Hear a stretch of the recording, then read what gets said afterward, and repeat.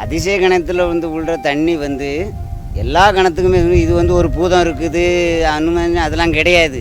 இது ஒரு பல வருஷம் 100 எனக்கு முன்னாடி ஒரு 100 வருஷத்துக்கு முன்னாடி அந்த கிணறு வெட்டின காலத்தில் இருந்து குளத்தில் தண்ணி போன உடனே அந்த பாறை வெடிப்பு, அதிகமான பாறை வெடிப்பு இந்த ஏரியாவில்.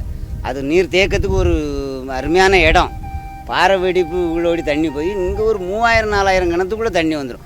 அப்படி வந்தது தான் என் கிணறு. ஒரு 3 கிலோமீட்டருக்கு இந்த பக்கம் இருக்குது என்னோட கிணறு.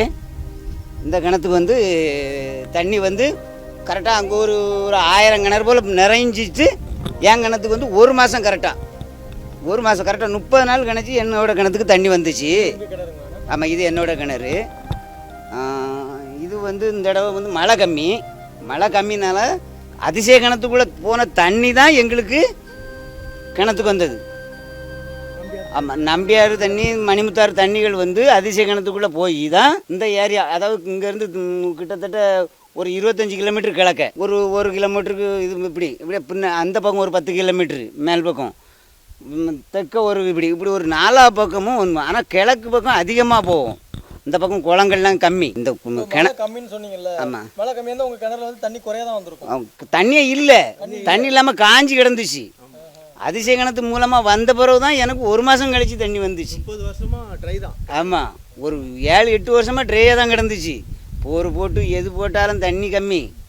இப்போ அதிசய கிணத்து மூலமாக தான் இங்கே நோடி இருக்க கிணத்துக்குள்ளலாம் தண்ணி வந்து உங்களுக்கு எவ்வளோ சந்தோஷமாக இருக்குது. ஏன்னா ஒரு 7 வருஷம் தண்ணி இல்லை அப்படிங்கிறீங்க, திடீர்னு தண்ணி வரும்போது.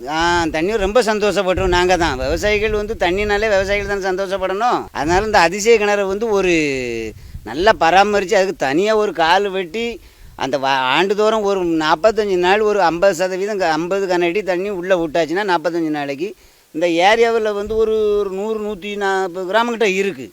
இந்த 140 கிராம விவசாயிகள் வந்து ரொம்ப பயனடைவாங்க. ஆமாம். என்ன நடந்துச்சு அந்த கிணறு, என்ன நடந்தது, எப்போ திடீர்னு எல்லாம் வெளியுறவுக்கு தெரிய ஆரம்பிச்சது? இது வந்து நாங்கள் வந்து ஆண்டாண்டு காலமாக வந்து தண்ணி போது சரியாக வர நம்பியாரோ மணிமுத்தாறு தண்ணியாக எங்களுக்கு சரி வராமல் இருந்துச்சு. நாங்கள் என்ன பண்ணோம், அந்த காலம் நாங்களாக தோண்டி விட்டு மீடியாவை வரவழைச்சி இதை வந்து கொஞ்சம் வெளிப்படையாக எல்லாருக்கும் தெரியணும். தெரிஞ்சால் தான் இந்த கிணறை பற்றியும் இந்த விவசாயிகளுக்கு வருத்தத்தை பற்றியும் அரசாங்கத்துக்கு தெரியணுங்கிறதுக்காக நாங்கள் பண்ணினது தான். விவசாயிகள்லாம் சேர்ந்து தான் இந்த மாதிரி ஒரு இதை ரெடி பண்ணி விட்டோம். இல்லைன்னா ஒரு பக்கம் வந்து இது என்னடா இது பூதத்து வாயில தீனி போட்ட மாதிரி போய்கிட்டே இருக்கு. இல்லை அப்படிலாம் கிடையாது. உங்களுக்கு 500 அடி 800 அடி வரை எல்லாரும் போர் போட்டிருக்காங்க. அது வரை தண்ணியே கிடையாது. அது வரை தண்ணி எடுத்தாச்சு. அப்போ கீழே உள்ள நீர்மட்டம் நிரம்பணும்னா இதில் எவ்வளோ தண்ணி போகுதோ அப்போ நீர்மட்டம் நிரம்பும்.